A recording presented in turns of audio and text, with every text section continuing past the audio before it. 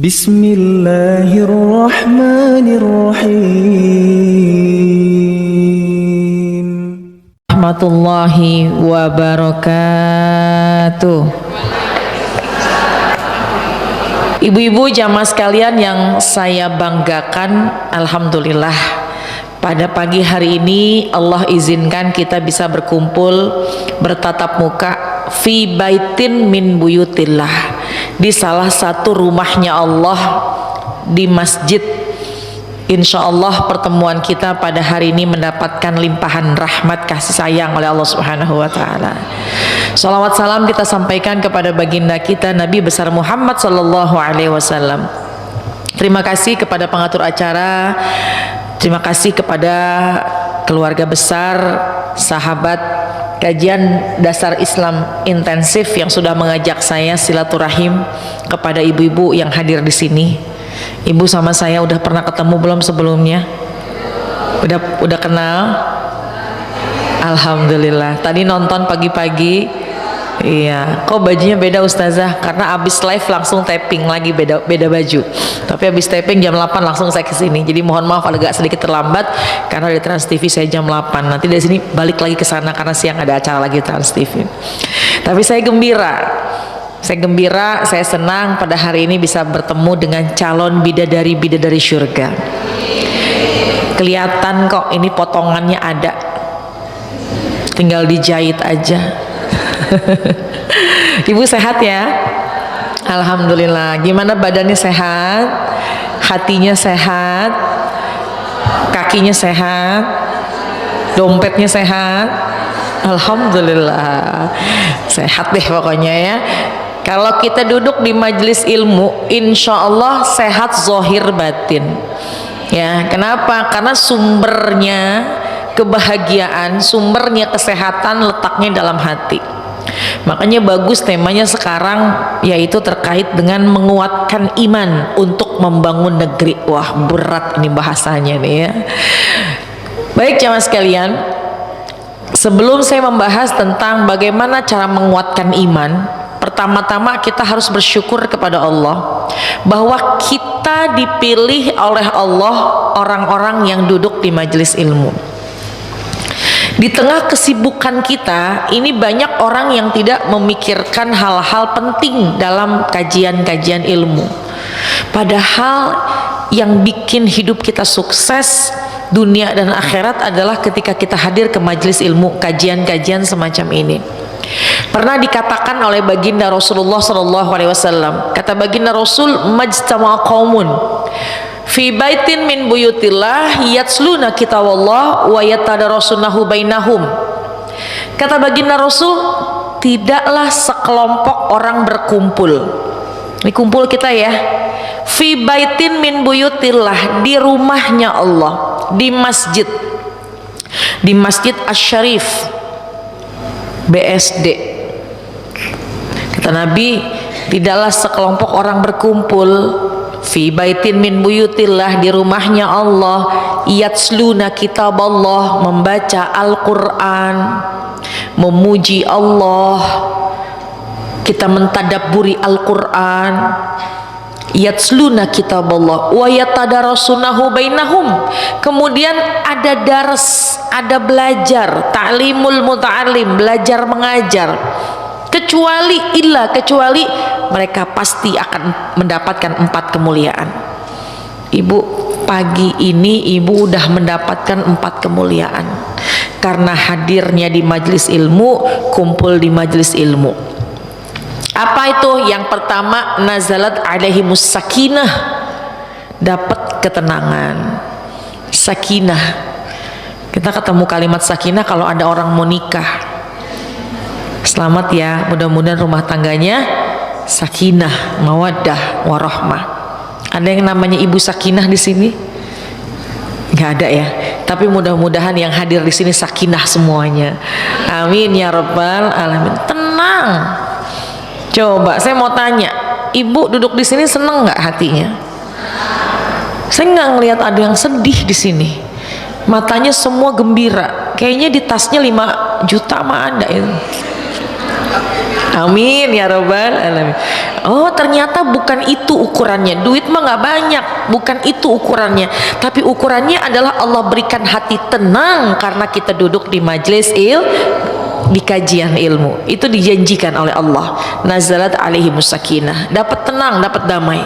Yang kedua, wa ghasyiyat alaihimur rahmah. Yang kedua, di majelis ini kita mendapatkan rahmat dari Allah Subhanahu wa taala. Ada yang bilang, kalau saya ustazah tiap hari di rumah dapat rahmat. Kok bisa? Suami saya namanya Rahmatullah. Rahmatnya ini rahmat kasih sayang Allah. Ya Allah, hari ini, pagi ini kita mendapatkan hujan rahmat dari Allah Subhanahu wa taala. Yang ketiga, wa ghasyiyat alaihimur rahmah. Yang ketiga, wa hafathumul malaikah. Kita berdampingan dengan malaikat. Yang hadir di sini nih kurang lebih sekitar yang hadir 2200 bersama dengan para malaikat. Kita nggak tahu aja kanan kiri depan belakang kita tuh kita bersama dengan malaikat loh. Ibu terasa nggak ada malaikat di samping kanan kiri depan belakang?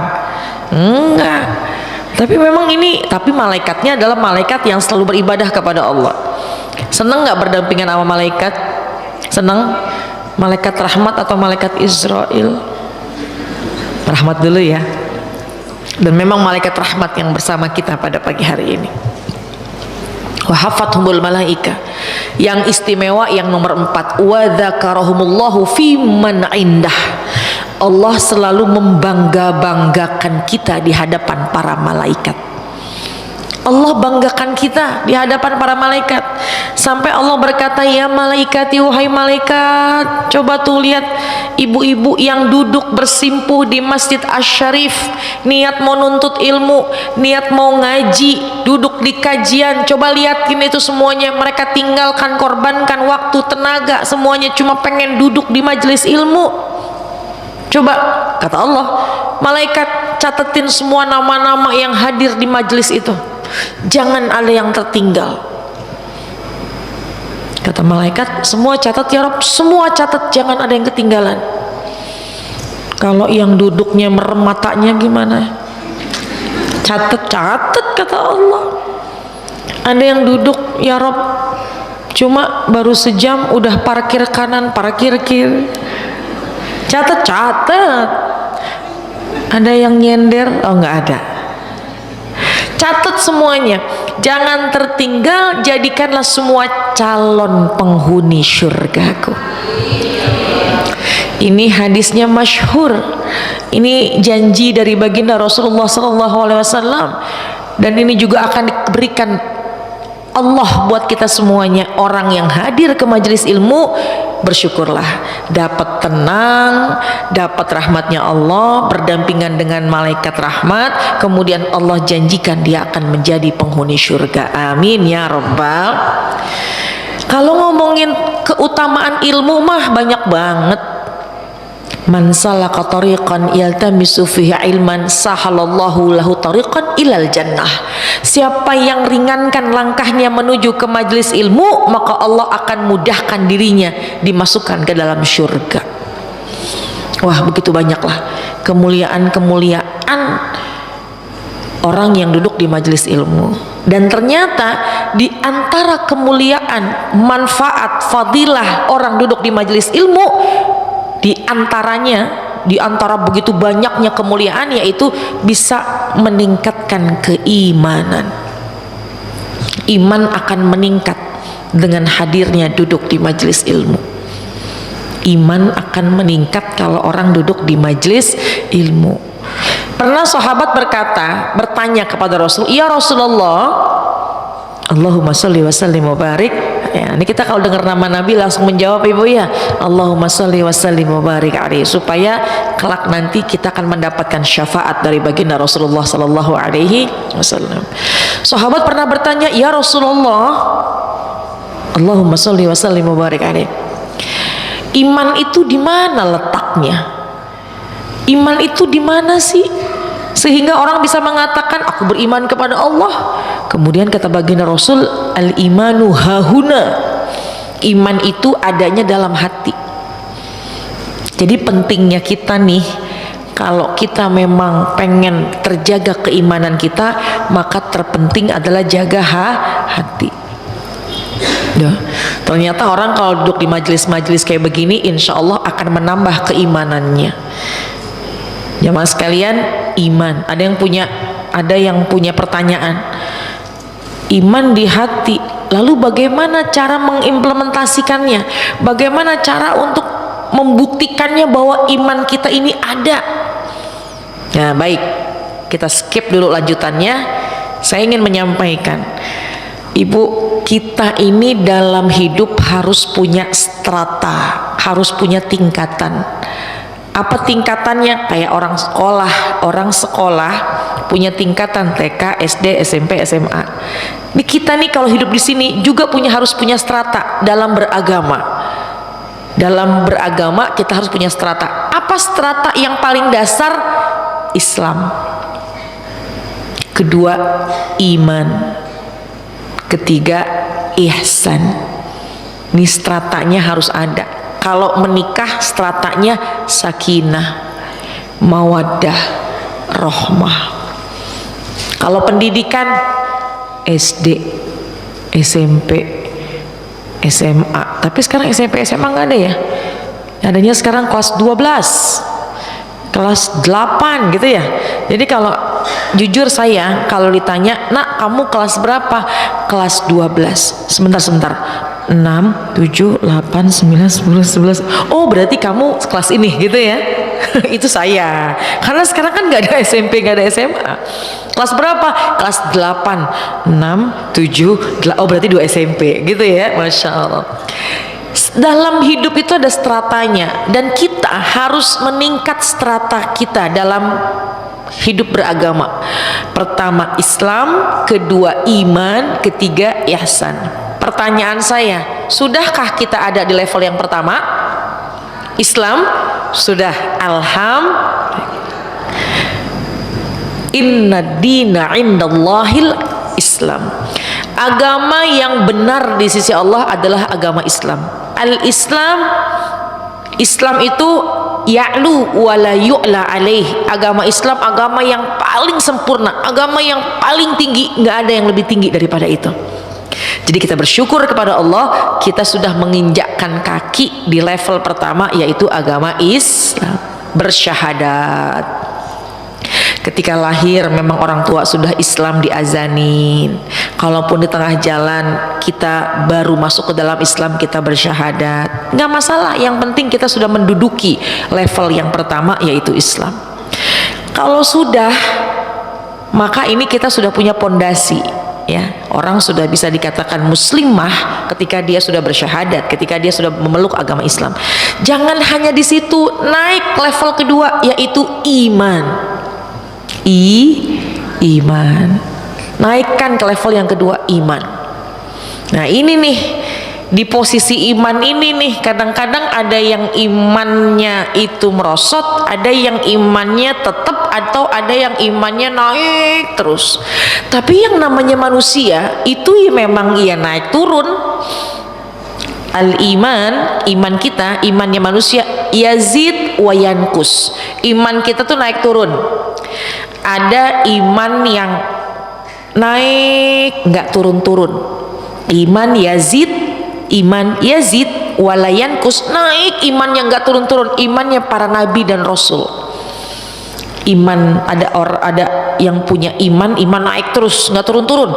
Imannya para nabi dan rasul dan para kekasih-kekasihnya Allah, wali min auliyaillah.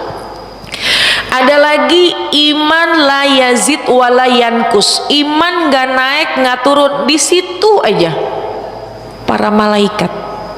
Karena malaikat ada yang kerjaannya cuma sujud aja, ruku aja, ibadah aja, zikir aja. Iman la yazid wala yankus, nggak naik nggak turun, imannya para malaikat. Ada iman yang la yazid wa yankus, nggak naik-naik, imannya merosot mulu. Imannya setan, imannya jin. La yazid wa yankus, nggak naik-naik, turun, merosot. Imannya iblis, imannya jin, setan. Tapi imannya manusia yazid wa yankus, imannya naik turun. Kita nih iman kita naik turun. Jadi oleh karena itu untuk kita naik ke jenjang berikutnya, yaitu sebuah kemuliaan tingkatan paling tinggi ihsan, maka kita harus ngejagain iman kita, bahkan kita harus nguatin iman kita. Dengan apa? Kata Nabi, iman yazid bil ta'at wa yankus bil maksiat. Iman itu naik dengan ketaatan, turun dengan kemaksiatan. Bisa naik dengan taat, bisa turun, bisa anjlok dengan maksiat. Tuh kuncinya itu. Kita kan pengen nih meningkat keimanan kita, maka jangan pernah sekali-kali remehkan sebuah kemaksiatan. Cuma bohong doang, gak apa-apa dah. Padahal dengan sebuah kebohongan yang kecil itu nurunin level kita. Ya cuma ghibah-ghibah dikit, hiburan hidup, jangan, naudzubillah, karena itu kemaksiatan bisa bikin merosot keimanan kita. Justru kita harus semangat melakukan kebaikan meskipun cuma sedikit. Apa itu? Sekedar menyingkirkan duri di tengah jalan, itu bisa meningkatkan keimanan. Lagi jalan ada duri, ada jarum, kita singkirkan, menghilangkan kesulitan supaya orang nggak kena, itu akan meningkatkan keimanan. Lagi di jalan tiba-tiba suami bilang, "Bu, ada kulit pisang, pindahin, buang, takut ada orang yang jatuh." Kata ibu, orang disuruhnya bukan kulit pisang, kan disuruhnya duri. Bukan kulit pisang, ini gimana sih? Kita jawabnya adalah sama. Duri itu hanya perumpamaan, ya. Pokoknya kita menghilangkan, mengeluarkan kesulitan dari umat, dari baginda umat baginda Rasul. Kita hilangkan nih kesulitan-kesulitannya, maka itu akan meningkatkan keimanan.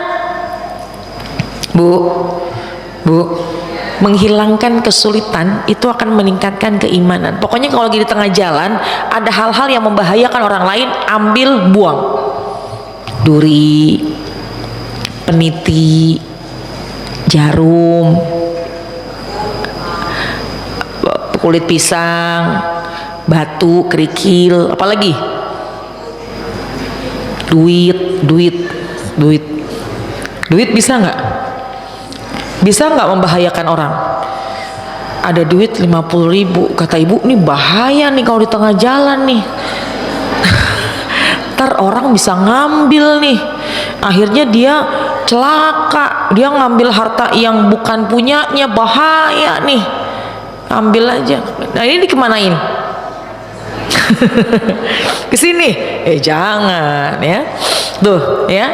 Jadi kalau kita, ini kan temanya adalah menguatkan iman. Temanya adalah bagaimana cara kita menguatkan iman, meningkatkan keimanan. Nah ini ya, bahwa emang harus meningkat keimanan kita, harus mengupgrade keimanan kita. Kenapa? Supaya kita mendapatkan nanti satu masa level tertinggi, yaitu ihsan. Kalau iman ini level kedua yang terkadang orang banyak kepleset. Dia mengabaikan perkara-perkara kemaksiatan kecil, kepleset lagi. Cirinya nih Bu, kalau Islam, mohon maaf, kalau Islam kan ada orang yang Islamnya KTP-nya Islam tapi sholat enggak, puasa enggak, naudzubillah. Nah itu masih masuk, dia udah Islam, dia masih level yang pertama, tapi belum naik ke level iman. Kenapa? Karena dia belum menjalankan ketaatan kepada Allah. Nah kalau kita insya Allah sudah ada di level yang kedua, menjalankan ketaatan, maka ingin meningkat ke level tertinggi, yaitu ihsan. Ihsan itu apa sih? Anta'budallah ka'annaka tara fa illam takun tarak fa innahu yaraka. Anta'budallah ka'annaka tarah. Anta'budallah ka'annaka tarahu. Beribadah seolah-olah kita melihat Allah, itu ihsan. Beribadah seolah-olah kita melihat Allah. Kalau memang kita nggak bisa melihat Allah, fa innahu yarauka, maka sesungguhnya Allah bisa melihat kamu loh. Nah itu tuh tingkatan paling tinggi. Maksudnya gimana nih punya tingkatan paling tinggi? Ihsan ini kita ibadah mendekati kepada khusyuk. Kita di mana-mana nggak berani bermaksiat kepada Allah. Mau lagi sendiri, mau lagi rame-rame, tetap kita takut kepada Allah. Kenapa? Karena kita punya CCTV. Apa CCTV-nya?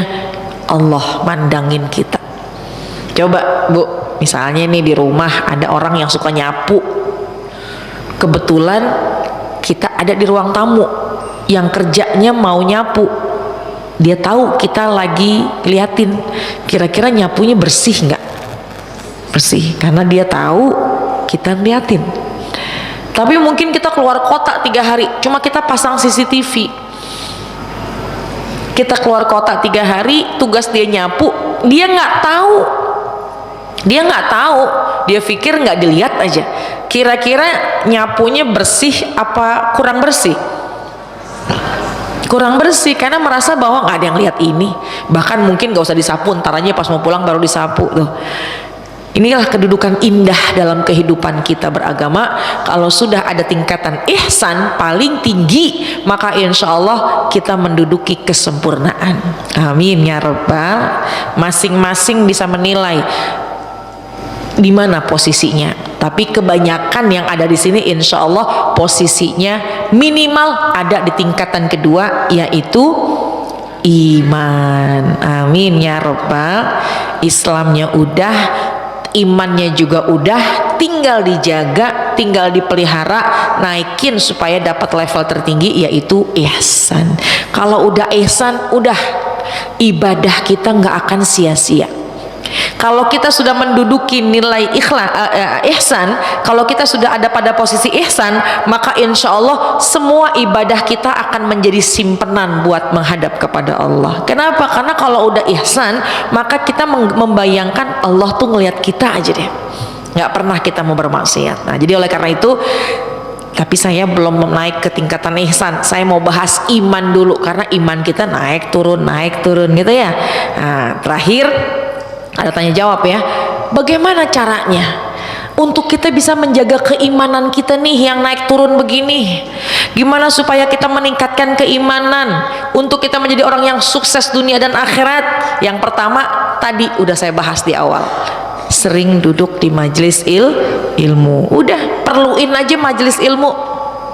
Bahkan kata Nabi pesan kepada Sayyidina Ali karramallahu wajhah, wahai Ali, kalau ada orang yang melewati 40 hari dia nggak duduk di majelis ilmu, dia nggak mau mendengarkan nasihat, dia nggak mau duduk bersama dengan orang alim, dia nggak mau duduk di kajian, melewati 40 hari nggak duduk di pengajian, qassa qalbuhu, maka hatinya akan jadi keras. Nauzubillah. Coba deh ibu bisa ngebedain kalau lagi rajin kajian hati itu lembut, nangis gampang, diberikan masukan nasihat pengen jalanin, cepet pengen amalin, sunnah kita tingkatkan. Tapi kalau sekiranya kita mulai lupa ngajinya, kayaknya udah mulai kendor juga ibadahnya, gitu ya. Nah jadi yang pertama duduk di majelis ilmu, inilah cara kita untuk meningkatkan keimanan. Yang kedua udah saya sampaikan juga tadi, bahwa jangan kurangin amal kebaikan. Jangan kurangin amal kebaikan sekecil apapun itu, meskipun hanya menyingkirkan duri di tengah jalan, meskipun nolongin orang angkat barang dari mobil ke tempat yang lain, atau dari satu tempat ke tempat yang lain, sekedar ngebantuin ngangkat orang yang sudah usia, itu bisa meningkatkan keimanan. Ada orang kesulitan, kita bantuin, itu bisa meningkatkan keimanan. Pinjemin duit tetangga bisa meningkatkan keimanan. Tetangga datang, mbak pinjem duit dong, inget kalau kita kasih bisa meningkatkan keimanan nih. Berapa minjemnya? Nggak banyak, 15 juta aja. Waduh, 15 juta. Saya juga mau, perlu juga saya. Gimana ya supaya iman nggak merosot? Kalau saya pinjemin nggak ada, kalau nggak pinjemin ntar iman saya merosot. Supaya iman nggak merosot, tetap berbuat kebaikan. Maafin ya, belum ada segitu. Nih bawa deh 50.000, bawa 100.000, maafin, pakai. Tapi kalau misalkan ada, silahkan. Itu mengeluarkan kesulitan umatnya Nabi Muhammad SAW, akan meningkatkan keimanan. Ya, yang kedua, jangan abaikan sekecil apapun itu kebaikan. Ngelihat ada orang lagi sholat di musola, auratnya tersingkap, mungkin nyangkut kakinya sehingga kakinya kelihatan. Bantu dia untuk menutup auratnya, meningkatkan keimanan. Dan jangan pernah kita sepelekan sekecil apapun kemaksiatan.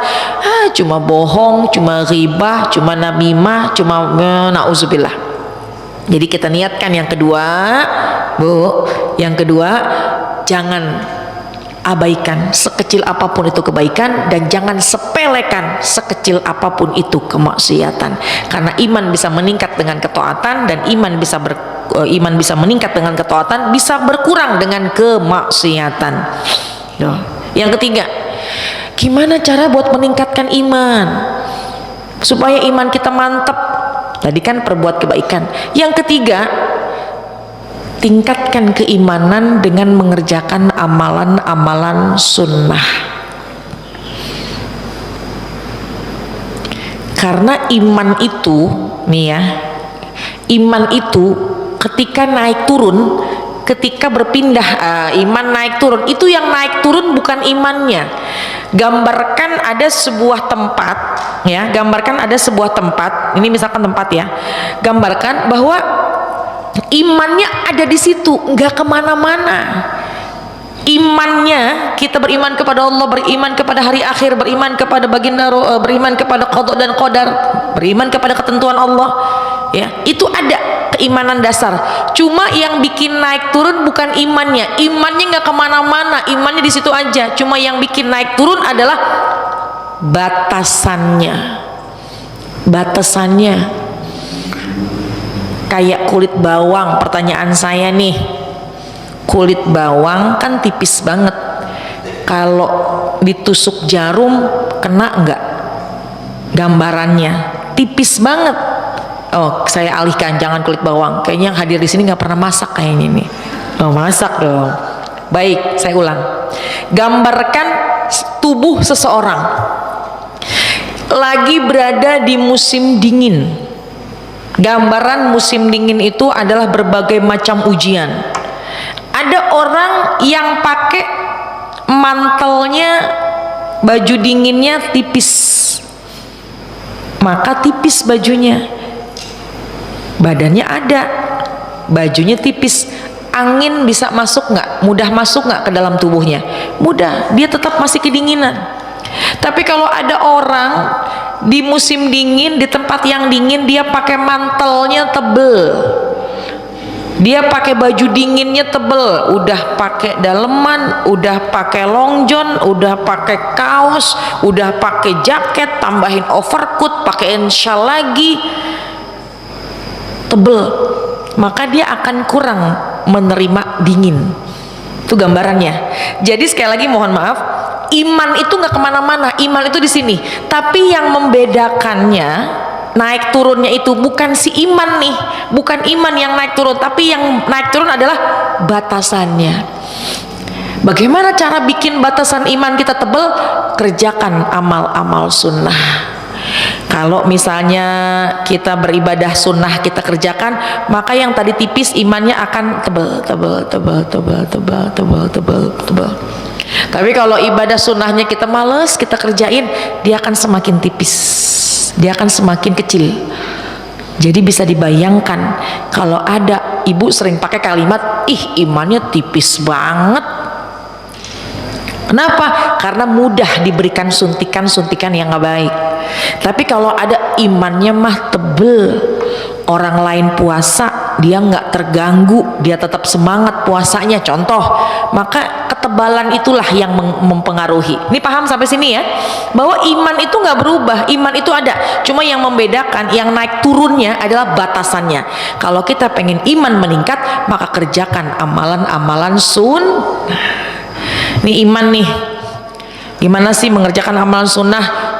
Jangan hanya sholat 5 waktu, tapi kerjakan sholat sunnah.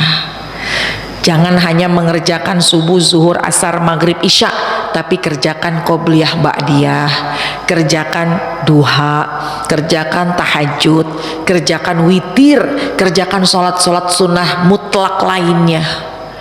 Itu nanti akan menebalkan keimanan kita. Ya, sholat qobliyah, ba'diyah, duha, tahajud, witir, sholat hajat, sholat tasbih, ningkat iman kita. Kemudian apalagi, jangan cuma menunaikan zakat, tapi juga bersedekah. Sedekah, naik lagi imannya. Kemudian juga kalau punya rezeki, jangan hanya naik haji, kita pengen juga berangkat umroh, mengerjakan yang sunnah-sunnahnya gitu maksudnya. Bukan hanya kita sekedar sholat 5 waktu, tapi juga berzikir kepada Allah. Kita melakukan kebaikan-kebaikan, meningkat nih. Nanti Bu, kalau ibu udah menyusut, kurang tuh ibadah sunnahnya, maka dia akan menyusut lagi. Itu yang namanya keimanan, yang disebut iman yazid wa yankus. Iman naik turun itu bukan imannya, tapi batasannya. Ya, coba sekarang saya mau tanya nih sama ibu, ada orang yang badannya tipis, badannya tebel, di dalam satu ruangan ada AC atau ada kipas angin, kira-kira yang terasa lebih dingin itu siapa? Yang badannya, tapi alhamdulillah yang di sini aman, tebal-tebal semua kayaknya nih. Gitu. Kenapa tuh? Karena dia punya pelindung. Apa pelindungnya?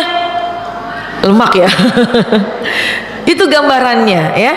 Jadi kalau kita pengen iman kita kuat, iman kita terjaga, nggak pengen kemasukan fitnah nih di akhir zaman kayak begini.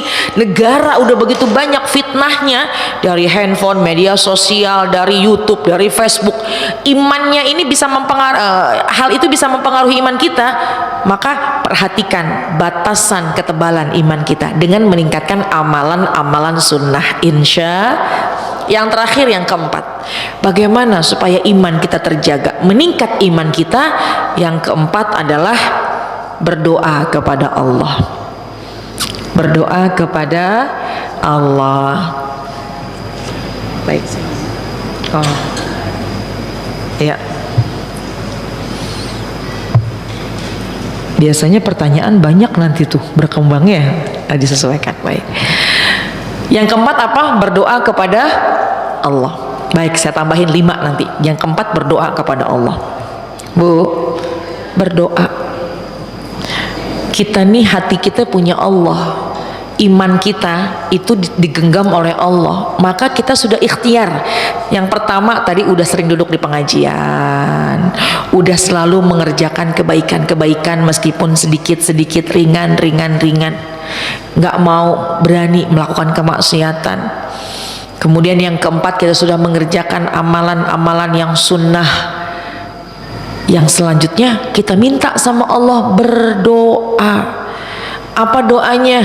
Supaya mantep iman kita. Surat Ali Imran ayat 8. Rabbana la tuzigh qulubana ba'da iz hadaitana wa hab lana min ladunka rahmah innaka antal wahhab. Rabbana la tuzigh qulubana, ya Allah, jangan kau sesatkan keimanan kami, jangan kau sesatkan hati kami, ba'da iz hadaitana, setelah engkau beri kami hidayah. Ali Imran ayat 8 itu baca terus. Selesai sholat fardu baca, sujud terakhir baca. Itu jadikan doa kita, jadikan zikiran kita. Rabbana la tuzigh qulubana ba'da iz hadaitana wa hab lana min ladunka rahmah innaka antal wahhab. Kita berserah diri kepada Allah, semoga Engkau tetapkan iman Islam kami, bahkan Engkau jaga iman kami, iman di hati kami. Tuh, minta sama Allah yang keempat. Yang kelima saya tambahin satu. Tadi yang berapa pertama apa, Bu? Duduk di majelis, meningkatkan iman, duduk di majelis, ya, perlukan majelis taklim, perlukan kajian-kajian ilmu. Yang kedua, melakukan perbuatan baik, seringan apapun kerjakan, dan jangan pernah kerjakan kemaksiatan. Yang ketiga, mengerjakan amalan-amalan sunnah, ya, amalan sunnah dikerjakan. Ini sunnah nih, jangan tunda, kerjakan aja, karena itu bisa meningkatkan keimanan kita, bisa mempertebal iman kita. Apa sih amalan sunnah? Qobliyah, ba'diyah ketika sholat, sedekah, kemudian kita berzikir kepada Allah, banyak amalan sunnah, ya. Kemudian yang keempat, berdoa kepada Allah. Dan yang kelima, bagaimana supaya kita memiliki keimanan, yaitu sabar dan syukur. Sabar dan syukur.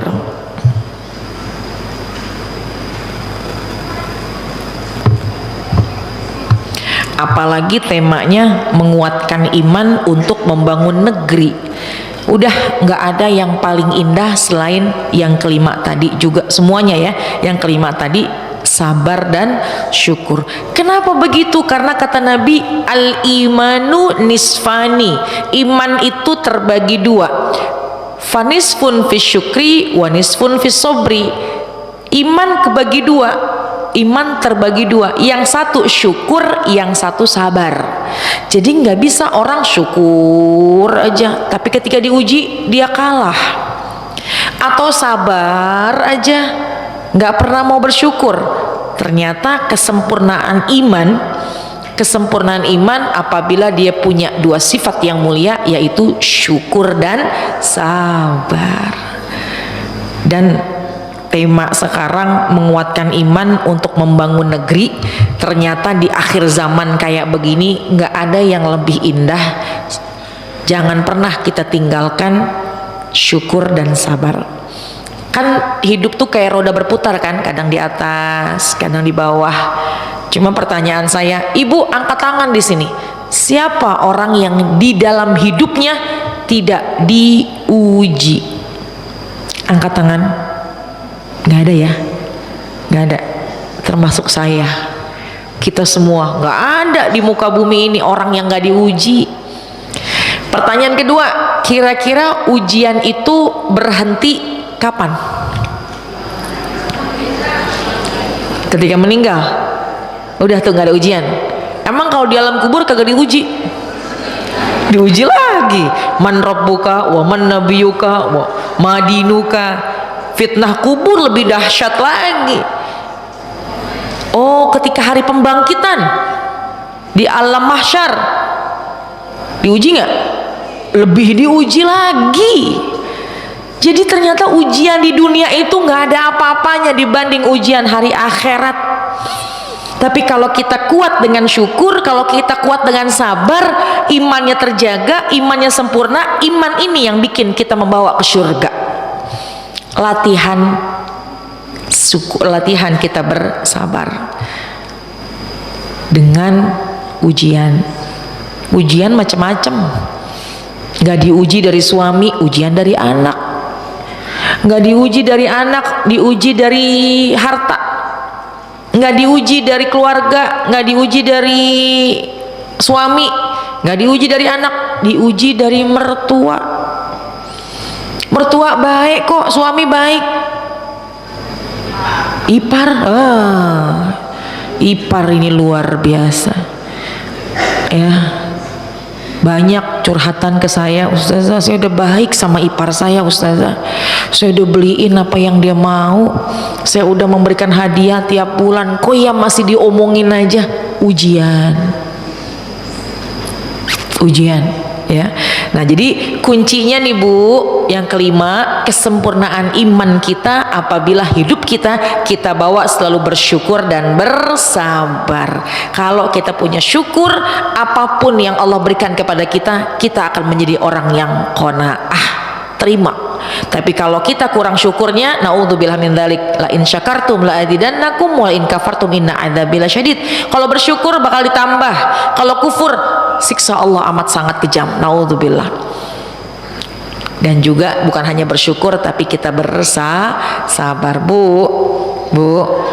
Jadi poin yang kelima, sering-sering kita mengucap alhamdulillah. Dapat nikmat alhamdulillah, dapat ujian juga alhamdulillah. Lagi diuji, kalau lagi mendapatkan nikmat, udahlah pasti refleks alhamdulillah. Dapat arisan nih, alhamdulillah. Dapat duit, suami ngasih duit jajan nih, sekali jajan 20 juta, alhamdulillah. Jangan pulang sebelum habis, kata suami, alhamdulillah. Diuji dari ekonomi, maaf ya mah, kayaknya sekarang rada kurang nih ngasihnya, biasanya 5 juta sekarang 500.000 aja ya mah, alhamdulillah. Tapi pengucapan alhamdulillah juga harus ada adabnya, ya. Kalau lagi dapat nikmat, alhamdulillahilladzi bi ni'matihi tatimmus sholihat. Kalau lagi dapat nikmat, kalau lagi diuji, alhamdulillah ala kulli hal. Ya, harus pakai adab. Kebetulan mertua sakit lama,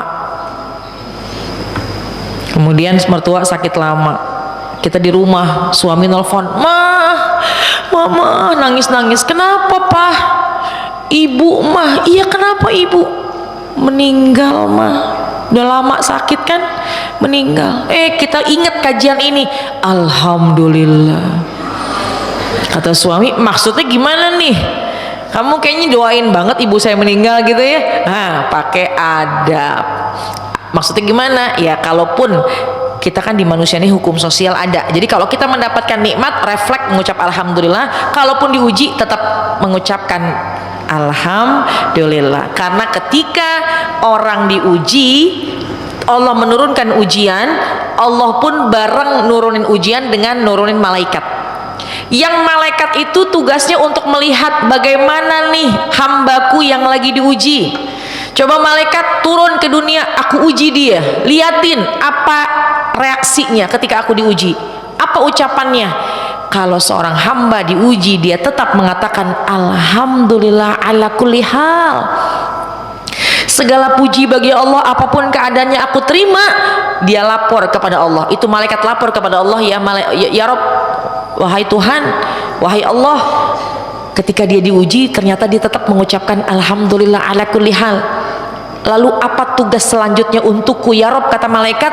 Kata Allah, ibnu li abdi baitan fil jannah wasammuhu baital hamdi, bangunkan rumah dia di syurga dan beri nama rumah tersebut orang yang selalu mengingat dan bersyukur kepada aku, tetap memuji aku, tetap memuji aku meskipun dia mendapatkan ujian. Yang kelima, susah-susah gampang. Tapi insya Allah, karena kita pengen mendapatkan kesempurnaan iman, maka jangan lupa kita selalu bersyukur, jangan lupa kita selalu bersabar. Insya Allah. 5 ini kita jaga, 5 ini kita kerjakan, 5 ini kita coba optimalkan untuk menjaga keimanan kita.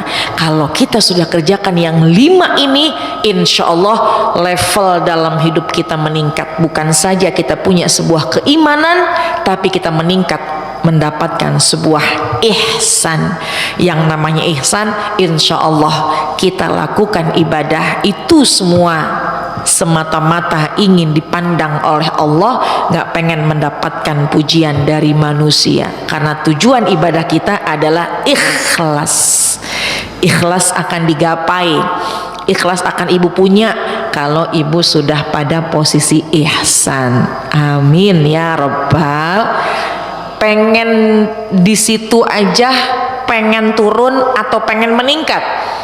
pasti pengen semuanya meningkat. Oleh karena itu kita sama-sama ikhtiar ya. Yang saya sampaikan juga pelajaran buat saya, buat kita semua. Mudah-mudahan 5 poin ini bisa kita amalkan agar tingkatan kita bukan hanya iman saja, tapi bisa meningkat dengan kehidupan yang terbaik, yaitu ihsan. Kalau sudah tingkatan ihsan, maka insya Allah Allah akan jamin kita mendapatkan surga Firdaus. Amin ya Rabbal. Kita kan lagi nunggu waktu, lagi nunggu ajal. Kira-kira ibu duluan apa yang di sebelah duluan? Tahu ya? Ibu duluan apa yang di belakang ibu duluan? Ibu duluan apa saya duluan? Saya ngalah loh Bu, kalau ibu mau duluan boleh. Walikulli ummatin ajal fa iza jaa ajaluhum la yastakhiruna sa'atan wa la yastaqdimun. Semua manusia punya waktu, punya ajal. Kalau sudah datang ajalnya, nggak bisa dimajuin, nggak bisa dimundurin. Oleh karena itu kita tingkatkan, kita niatkan untuk mengupgrade kualitas kehidupan kita, bukan saja keimanan tapi tingkat menjadi ihsan. Kalau sudah mendapatkan Islam, iman, ihsan, maka insya Allah kita menjadi penghuni surganya Allah Subhanahu wa ta'ala. Amin ya Rabbal. 5 ini bisa ibu bawa pulang, bisa diamalkan insya Allah secara istiqomah, maka Allah akan perbaiki kehidupan kita lebih baik lagi. Amin ya Rabbal alamin. Tadi yang pertama apa? Kajian-kajian, majelis-majelis diperluin, bukan saja meningkatkan keimanan, tapi banyak sekali fadilahnya, keutamaannya. Kita duduk di majelis ilmu, niat iktikaf, bisa silaturahim, telinga mendengar kebaikan, mata memandang yang baik, lisan pun berzikir, kaki pun juga melakukan kebaikan. Bukan hanya itu, hati kita akan terjaga, iman kita akan meningkat. Yang kedua, mengerjakan kebaikan-kebaikan sekecil apapun itu, sekedar membahagiakan orang lain, menolong orang lain, meskipun hanya sekedar senyum. Bu, senyum aja itu bisa meningkatkan keimanan diri kita. Kenapa? Karena orang kalau senyum itu pasti hatinya lapang. Kalau senyum pasti nggak punya benci, nggak punya dengki.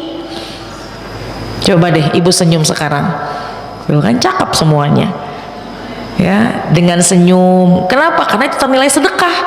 Tabassamuka fi wajhi akhika sedekah. Senyummu kepada wajah orang lain sedekah. Ya, yang kedua, jangan abaikan sekecil apapun kebaikan, kerjakan, jangan tunda-tunda, dan jangan sepelekan sedikit kemaksiatan, tetap kita tinggalkan. Yang ketiga, sunnah-sunnahnya yuk kita kerjain yuk. Kenapa? Kalau kita mengerjakan sunnah maka insya Allah tabungan kita banyak, karena iman ini bisa meningkat dengan ketaatan ya. Ayo pekerjaan-pekerjaan sunnah, karena itulah cara kita untuk mendekatkan diri kita kepada Allah. Yang keempat, doa, minta sama Allah, berdoa kepada Allah agar Allah bimbing kita, Allah tetapkan iman dan Islam dalam hati kita. Dan yang kelima, jangan lupa bersyukur, jangan lupa bersabar dengan selalu mengucap alhamdulillah. Maka insya Allah kerjakan itu secara istiqomah, Allah akan tingkatkan kualitas hidup kita dan akan beruntung kita nanti sampai dengan menduduki surganya Allah Subhanahu wa ta'ala. Amin ya Rabbal. Terakhir, paling terakhir saya ingin menyampaikan, ada pernah dikatakan oleh baginda Rasulullah SAW, kata Nabi, lan yashba'a mu'minun min khairin hatta yakuna muntahahul jannah. Tidak akan pernah merasa kenyang seorang mukmin. Nah, ini kan kita pengen dikatakan mukminah kan? Tidak akan pernah merasa kenyang seorang mukmin mukminah, lan yashba'a mu'minun min khairin, dari melakukan kebaikan, hatta yakuna muntahahul jannah, sampai dia yakin dia masuk ke dalam surga. Pertanyaannya, yang hadir di sini udah yakin belum penghuni surga? Mudah-mudahan, tapi kita belum yakin. Kenapa? Karena kita belum nginjek itu yang namanya tanah surga, belum masuk ke dalam surga. Kalau kita ingin mengaku punya keimanan, kita pengen jadi mukminah, maka apa yang kata Nabi, jangan pernah kita merasa kenyang, jangan pernah kita merasa cukup dari melakukan kebaikan, justru semangat untuk melakukan kebaikan. Sampai kapan? Sampai kita yakin masuk ke dalam surganya Allah Subhanahu wa ta'ala. Amin ya Rabbal. Mudah-mudahan kita niatkan keluar dari tempat ini kita lebih mendekatkan diri kita kepada Allah, kita jaga iman Islam kita, jangan abaikan berbagai macam kebaikan-kebaikan, dan juga jangan sepelekan kemaksiatan, itu berbahaya ya. Selayaknya noda, 1 noda, 2 noda, 3 noda, lama-lama jadi noda yang besar, hati-hati. Oleh karena itu mudah-mudahan pertemuan ini menjadikan pertemuan yang kita saling mengingatkan satu dengan yang lainnya. Pulang dari tempat ini insya Allah kita semakin dekat kepada Allah Subhanahu wa ta'ala. Allah kasih kita istiqomah, insya Allah Allah wafatkan kita semua dalam keadaan husnul khatimah, amin ya rabbal alamin. Baik jamaah sekalian, pukul 10.37 lanjut pertanyaan. Baik, alhamdulillah, jazakillah khair Ustazah atas sharing ilmunya buat kita semua. Tadi sudah banyak dijelaskan ya oleh Ustazah di mana pentingnya membangun iman, di mana iman ini merupakan salah satu dasar ya untuk membangun peradaban manusia ya Ustazah. Salah satunya melalui ilmu. Alhamdulillah kita sudah hadir di sini mengkaji ilmu, mudah-mudahan memberikan motivasi dan semangat dari apa yang sudah disampaikan Ustazah. Baik, rasanya mungkin tidak puas ya, masih ada beberapa pertanyaan yang ingin disampaikan pada Ustazah. Kami buka untuk termin pertama 3 pertanyaan. Silakan buat jamaah. Ya, silakan. Yang kedua? Ya. Udah ada 2. Satu lagi. Cung, 1 lagi. Oh iya, 2 orang. Silakan.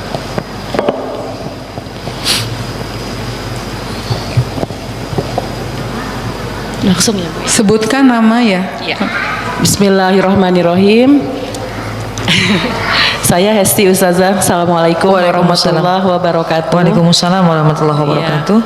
Mau nanya Ustazah, bagaimana ya adabnya untuk mengajak kebaikan ya kepada, memang sih kita bukan siapa-siapa, maksudnya bukan Ustazah, bukan juga petinggi lah gitu, misalnya di RT kita gitu, kita cuma orang biasa. Tuh anak-anak terus orang tua tuh kalau misalnya waktunya sholat gitu ya,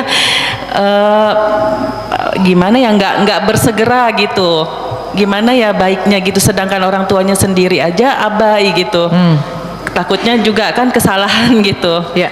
Terima kasih Ustazah. Assalamualaikum warahmatullahi wabarakatuh. Waalaikumsalam warahmatullahi wabarakatuh. Langsung jawab atau dibuka dulu pertanyaannya? Langsung jawab? Satu-satu aja. Boleh, baik. Dalam sabda baginda Rasulullah sallallahu alaihi wasallam, "Man ra'a minkum munkaran falyughayyirhu biyadihi." Kata Nabi, kalau engkau melihat sebuah kemungkaran, kalau engkau melihat sebuah hal-hal yang tidak sesuai dengan syariat, maka falyughayyirhu, maka rubahlah itu. Dengan apa caranya? Dengan kekuasaan. Man ra'a minkum munkaran falyughayyirhu biyadihi, mohon maaf. Man ra'a minkum munkaran falyughayyirhu biyadihi. Dengan kekuasaan kita, dengan tangan kita. Tapi kalau nggak bisa dengan lisan, dengan nasihat. Kalau nggak bisa dengan hati. Wazalika adaful iman, itu selemah-lemahnya iman.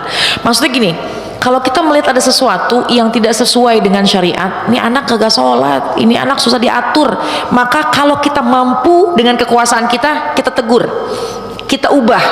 Dia lagi main, ayo bubarin. Itu maksudnya dengan kekuasaan tuh bubarin. Ya, bubarin. Apalagi kalau kita misalkan ibu RW, ibu RT gitu ya, ayo bubar, main, udah sholat. Itu dengan kekuasaan.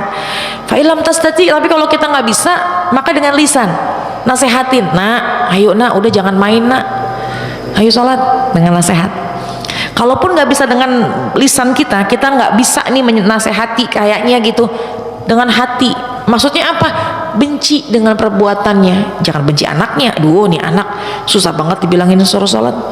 Meskipun hal yang ketiga tadi ada aful iman, selemah-lemahnya iman. Nah, kita kalau pengen menunjukkan, kita pengen ukur bagaimana keimanan kita, kalau ada ngelihat sebuah kemungkaran, rubah dengan kekuasaan kita, dengan kemampuan yang kita miliki. Jangan kita punya iman yang lemah, rubah ya. Karena tugas amar ma'ruf nahi munkar bukan hanya tugasnya ustazah dan ustadz doang. Tapi tugasnya mengajak kepada kebaikan, mencegah kepada kemungkaran, itu tugas kita semua yang ada di sini. Kullukum ra'in wa kullukum mas'ulun an ra'iyatih. Setiap kalian itu pemimpin. Setiap kita ini pemimpin, dan kita akan diminta pertanggungjawaban atas kepemimpinan kita. Kita minimal sekurang-kurangnya memimpin atas diri kita sendiri. Ngelawan hawa nafsu bisa nggak? Itu seminimal-minimalnya. Tapi ketika mata kita diizinkan oleh Allah memandang suatu kemungkaran, maka itu juga Allah izinkan kita untuk memiliki kekuatan dalam merubahnya. Karena kalau ada melihat sebuah kemungkaran didiemin aja, kita cuek, maka kita akan mendapatkan dosa yang tanpa kita sadari. Udah biarin aja dah. Karena seminimal-minimalnya benci perbuatannya, tapi sebaik-baiknya keimanan bubarin. Ayo udah, ambil mainannya, udah, ayo sholat. Tinggal masing-masing levelnya di mana. Jadi lagi-lagi jangan sungkan untuk merubah sebuah kemungkaran, karena kita semua ini adalah pemimpin. Kewajiban kita di muka bumi ini amar ma'ruf nahi munkar, ajak kebaikan, cegah kemungkaran. Kita semua dai, ya, kita semua dai. Bedakan dai sama alim. Kalau orang alim ilmunya banyak, tapi kalau dai kita merasa ilmu kita belum banyak, tapi kita seorang dai. Apa dai? Ngajak. Ayo sholat, ayo ibadah, ayo ngaji, ayo. Nah, itu dai. Ya, dai tidak harus alim. Yang mengajak tidak harus dia seorang yang punya ilmu besar. Kalau orang nungguin mau ngajak orang nunggu ilmunya banyak, kapan mau ngajak orang? Oleh karena itu, apa yang kita lihat sebuah kemungkaran, kewajiban kita untuk merubahnya sesuai kemampuan kita. Kalau pengen ngukur keimanan kita, maka rubahlah dengan kekuasaan kita semaksimal mungkin. Tetap harus kita ubah kemungkaran itu, harus kita nasehatin, gitu ya. Wallahu a'lam. Ya. Pertanyaan yang kedua, Ustazah. Ya.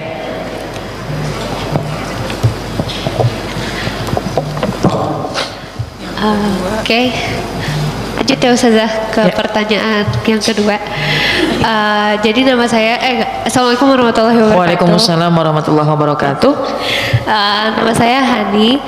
Saya mau bertanya Ustazah, bisa nggak sih Ustazah kalau misalnya kita di anak muda kayak gini, dengan keimanan gitu kita tetap bisa asik gitu sama teman gitu, sedangkan untuk lagu, untuk apa gitu kayak bikin konten atau apa tuh ya sebenarnya pengen bikin asik aja gitu, sedangkan lagu itu menurunkan keimanan nggak sih Ustazah? Ya.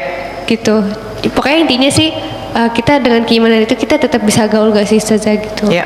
Kasih Ustazah. Baik, terima kasih. Bisa nggak sih anak-anak muda sekarang membuat konten kreatif Islam tapi tetap asik? Boleh, bisa, dan harus. Kenapa? Pertama, kita hidup di zaman globalisasi.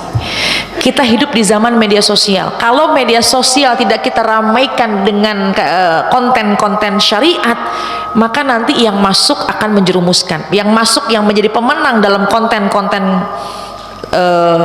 di media sosial itu bisa jadi bukan konten-konten syariat Islam. Ya, bisa nggak sih asik dengan lagu? Boleh, silahkan. Asal jangan melalaikan.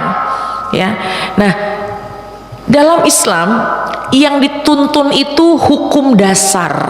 Contoh, hukum menutup aurat wajib nggak? Sepakat, semua wajib. Ya, apa batasan aurat? Apa yang disebut sempurnanya menutup aurat? Pertama, tidak berbayang dan tidak berbentuk. Tidak berbayang, tidak berbentuk, cukup memenuhi syarat dalam menutup aurat. Tidak diatur dalam Islam bentuknya, model kerudungnya, warnanya, bahannya, model kerudungnya nggak diatur. Selama menutupi aurat sesuai dengan syariat cukup. Ada orang yang simple pakai borgo brak, tidak berbayang, tidak berbentuk, oke. Ada yang lebih usia lagi, Misalnya pakai kerudung, bros di sini satu di sini, satu di sini, segitiga seperti saya, nggak begitu panjang, selama tidak berbentuk, tidak berbayang, oke. Atau anak muda, lebih muda lagi, dia modis, misalnya pakai pakaian yang celananya tidak berbayang, tidak berbentuk, kemudian bajunya atasnya lebih panjang sehingga tidak membentuk lekukan tubuh, kerudungnya juga dipanjangin, atau mau dimodelin, satu dipakai peniti di sini, satu diputar ke sini, bros di sini, pakai di sini, putar lagi ke belakang, bros lagi pasang di sini, jalan miring aja. Boleh nggak? Boleh. Modelnya, bahannya, bentuknya nggak masalah, silahkan diberikan kebebasan asalkan sesuai dengan syariat. Apa itu syariat? Menutup aurat secara sempurna, tidak berbayang, tidak berbentuk. Contoh dari pakaian. Jadi silahkan. Yang panjang tidak merasa diri lebih baik, tidak merendahkan yang pakai pakaian lebih pendek kerudungnya selama mohon maaf menutupi dada, cukup. Ya, juga yang merasa pakai pakaian seperti saya, mohon maaf, yang sekedar menutupi dada pun juga jangan merasa minder, karena sudah cukup syarat dalam menutup aurat. Lalu bagaimana dengan konten kreator? Silahkan, sudah ada medianya, sudah ada Facebook, sudah ada YouTube, sudah ada TikTok, sudah ada bermacam-macam media sosial. Justru hidupkan media sosial dengan konten-konten kreator Islami. Pakai lagu boleh? Boleh. Nasyid kan baik, nasyid kan indah, pujian-pujian kepada Nabi. Nasyid itu kalimat-kalimat hikmah yang dilagukan, dan bukankah itu indah? Kemudian mungkin ada lagu-lagu yang terkait dengan cara kita mengingat kepada Allah, hanya dimainkan dengan lagu. Kenapa sih lagu itu diperbolehkan? Nah, seperti layaknya mata uang, seperti layaknya, mohon maaf, seperti layaknya pisau. Innamal a'malu binniyat. Pisau digunakan buat motong daging, buat motong bawang, manfaat. Tapi pisau buat mau nakut-nakutin orang, mudarat. Digunakan buat apa? Lagu kalau memang digunakan untuk orang lebih syiar, lebih semangat menonton konten-konten Islam yang memotivasi, maka itu akan menjadi nilai kebaikan. Batasannya pokoknya jangan melalaikan, sesuai aturan dasar dalam syariat Islam. Justru saya memberi motivasi kepada para pemuda-pemuda. Ini kan masih pada pemudi-pemudi semua nih. Justru kita harus syiarkan yang namanya media sosial dengan konten-konten Islami. Contoh live kayak begini. Jadi orang yang di luar sana bisa ngikutin dari jauh. Atau misalkan yang aktif di media sosial, buat sebuah konten durasi 1 menit, naikin, ya, dipotong dari tausiah ustazah diambil, dikompil, digabung, naikin, boleh, silahkan. Justru itu dakwah berbagai macam cara. Dakwahnya macam-macam, ada yang di mimbar, ada yang tadi lagi di jalan ngeliat orang sholat, kemudian kita ngajak, ayo kamu sholat ya, itu juga dakwah. Atau kita kayaknya kalau begitu sungkan deh kalau nyuruh orang sholat, minimal kita hidupkan media sosial kita dengan kegiatan-kegiatan syariat, dengan kegiatan-kegiatan Islam, sehingga termotivasi orang lain untuk kembali kepada Allah, itu pun dakwah. Jadi khususnya buat anak-anak muda ya, silahkan berkreasi. Ibu punya anak, punya cucu, jangan antipati dengan media sosial, jangan antipati dengan elektronik zaman sekarang. Kenapa? Karena zaman kita zamannya seperti itu. Justru harus kita syiarkan. TikTok awal-awal, Bu, konotasinya buruk, orang joget, orang goyang-goyang. Tapi sekarang alhamdulillah begitu banyaknya konten-konten baik, motivasi-motivasi pendek terkait dengan syiar Islam. Cuma dengerin 1 menit, tiba-tiba ya Allah, iya ya, disuruh syukur dari TikTok.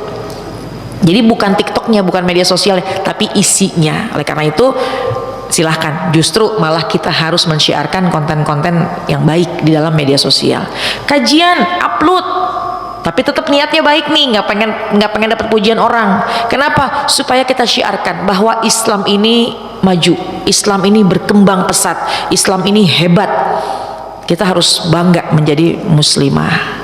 Di antaranya hidupkan media sosial dengan konten-konten kreator, konten-konten baik terkait dengan Islam. Gitu maksudnya ya.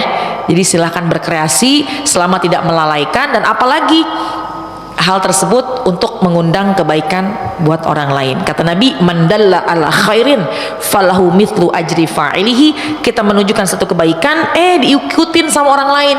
Kita buat kontennya diikutin sama orang lain, menggugah hati orang lain kembali kepada Allah, maka falahu mithlu ajri fa'ilihi. Selama dia melakukan kebaikan, maka yang bikin dia berubah, yang bikin dia melakukan kebaikan itu, dia akan mendapatkan pahala selama kebaikan itu dikerjakan oleh orang lain. Amin ya rabbal alamin. Yang penting niatnya adalah ibadah syiar Islam. Insyaallah. Cukup ya? Baik.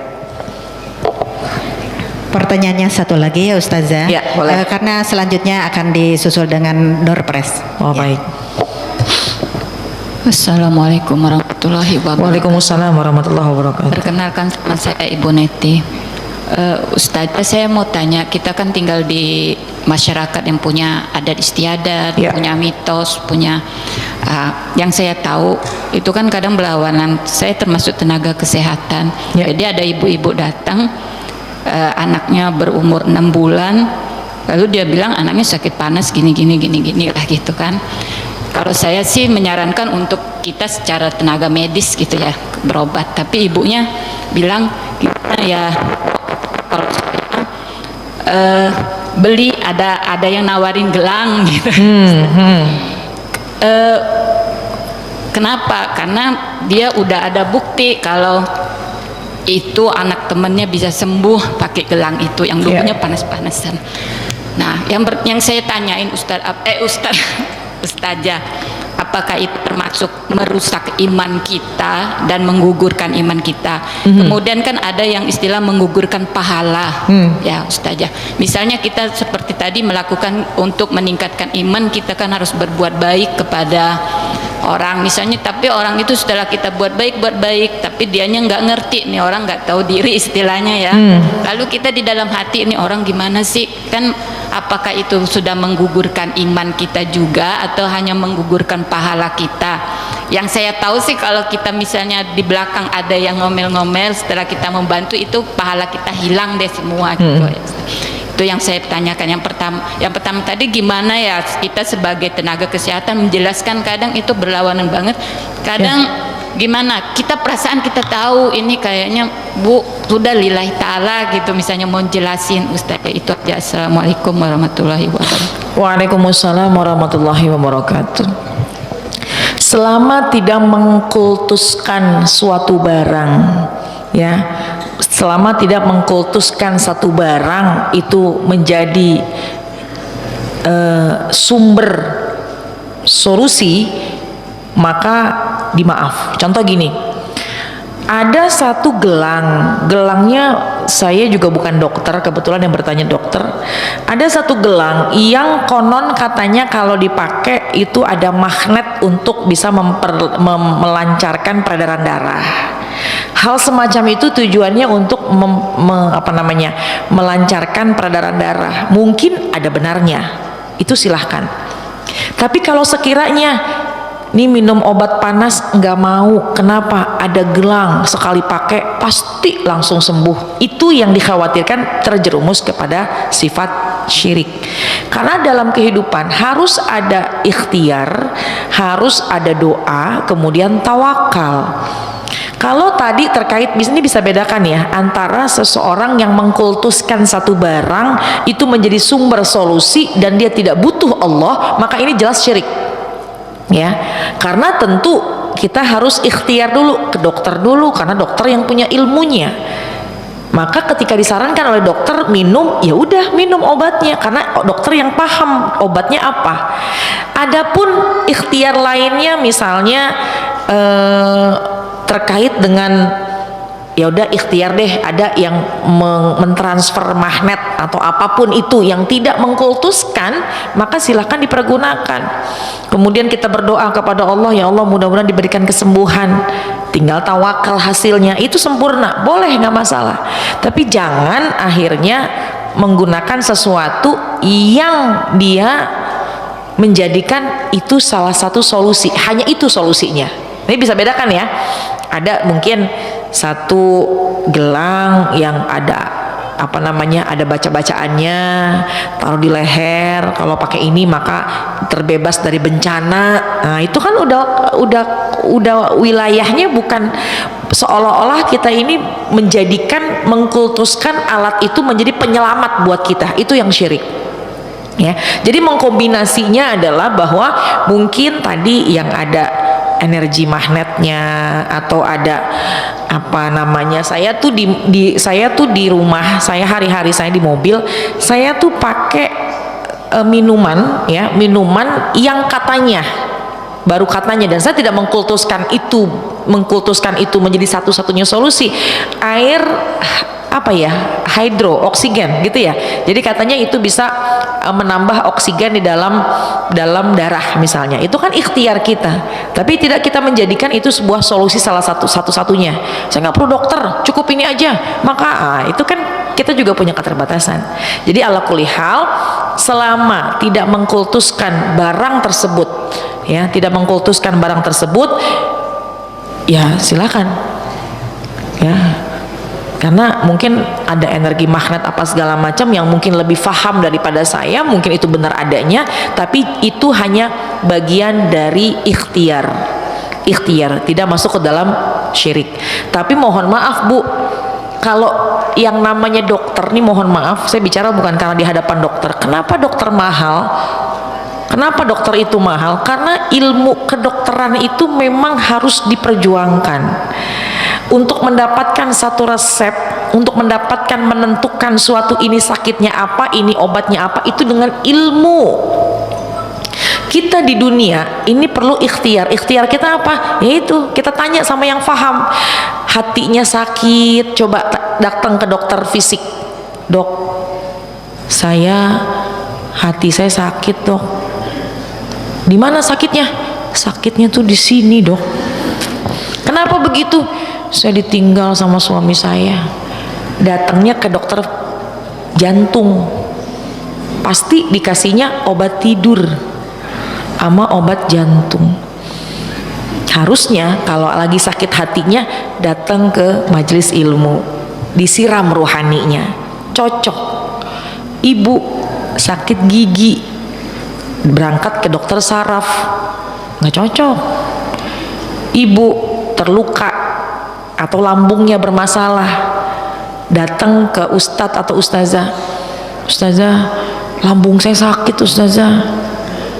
Pasti cuma dibilang jangan stres, bersyukur, bersabar. Tapi tetap harus ada ikhtiar, obat lambungnya harus ada gitu. Nah jadi pergilah kepada seseorang yang memang sesuai dengan keahliannya gitu ya. Jadi selama tidak mengkultuskan, silakan saja. Kayaknya banyak banget tuh ya, kayak gelang magnet atau jam. Nah, itu kan bentuk diantara ikhtiar. Tapi tentu kalau menentukan sakitnya apa, pastilah kita butuh jawaban dari ahlinya, yaitu dokter. Wallahu alam. Pertanyaan kedua ya, terkait dengan apa tadi, orang udah apakah itu merusak keimanan? Selama dia tidak menjadikan itu barang yang dia percaya 100% menjadi solusi, maka insya Allah tidak akan merusak keimanan. Bedakan dengan ada alat, contoh saya letakkan di sini, saya nggak perlu siapapun, saya hanya butuh ini. Kalau saya taruh ini, saya yakin saya bebas dari bencana, saya pasti akan sehat. Ini mengkultuskan barang ini menjadi solusi.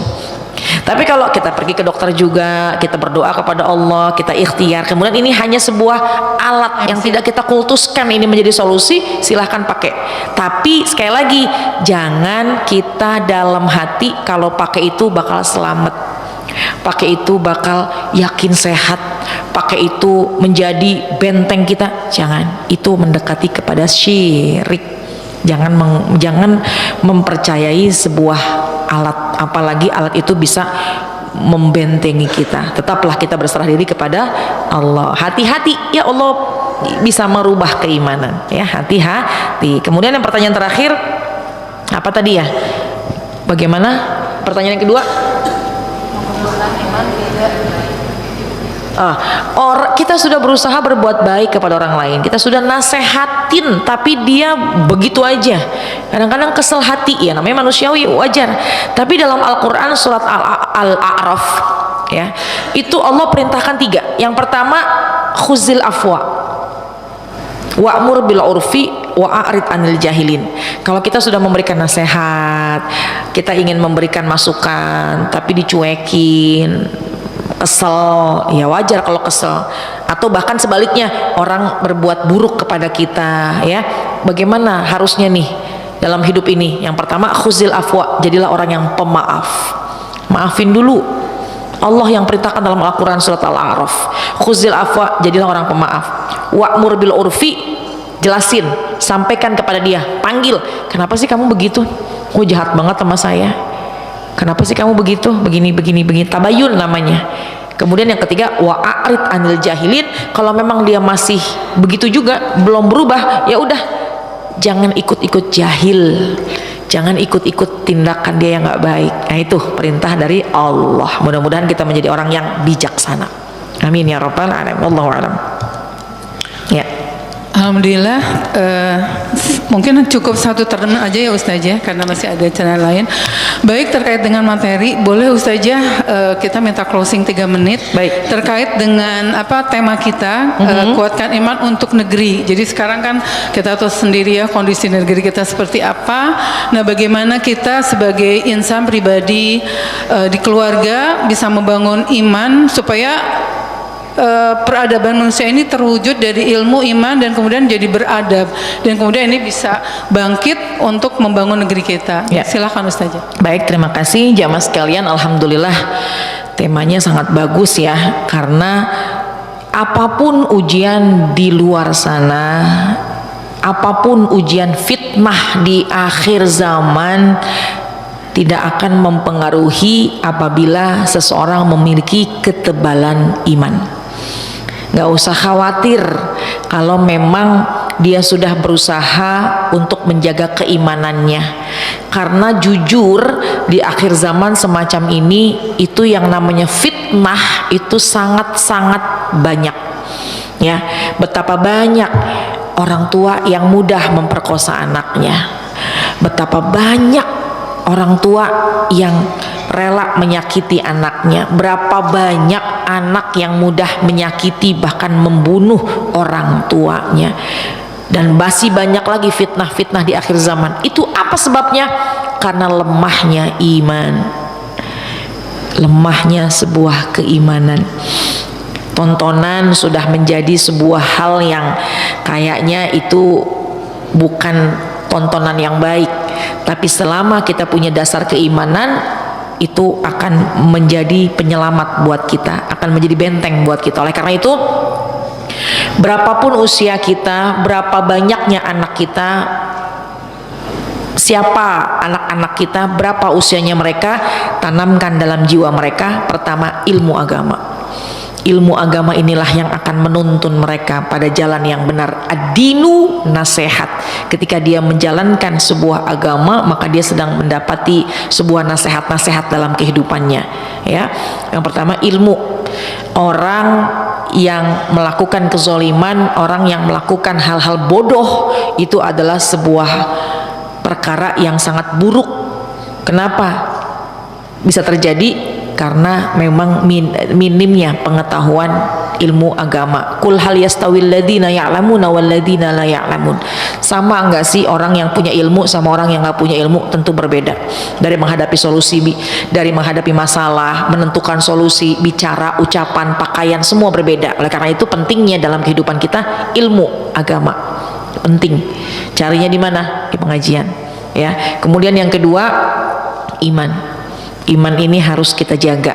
Sudah diberikan tadi 5 poin untuk kita menjaga keimanan kita. Dan yang ketiga, kita minta kepada Allah untuk terjaga keimanan kita, dan Allah minta kita bisa istiqomah agar Allah selamatkan kita di fitnah di akhir zaman ini, dan sampai dengan ajal sampai kepada kita, tetap Allah jaga iman Islam kita agar tetap Allah akan wafatkan kita dalam keadaan husnul khatimah. Jadi kunci semuanya, apapun fitnahnya, apapun ujiannya, apapun kedahsyatan di akhir zaman. Kita melihat berita semua udah sangat berani melakukan hal-hal yang di luar dari batas pemikiran kita. Bahkan kita suka bilang, ya Allah, binatang banget itu. Mohon maaf, ada anak yang bisa memperkosa, anak yang bisa membunuh orang tuanya, orang tua yang bisa memperkosa anaknya, saudara bisa membunuh orang. Itu hanya sekedar hal-hal kecil. Kenapa itu terjadi? Karena minimnya ilmu dan minimnya keimanan. Oleh karena itu ilmu dan iman harus sinkron, harus sesuai. Oleh karenanya untuk menjaga di akhir zaman ini jangan pernah berhenti kita mengkaji ilmu-ilmu syariat, kita jaga iman kita, maka insya Allah kita bisa melewati berbagai macam ujian di akhir zaman. Insya Allah kita akan menang nanti kelak ketika menghadap kepada Allah Subhanahu wa taala. Amin ya rabbal alamin. Wallahu a'lam bishawab.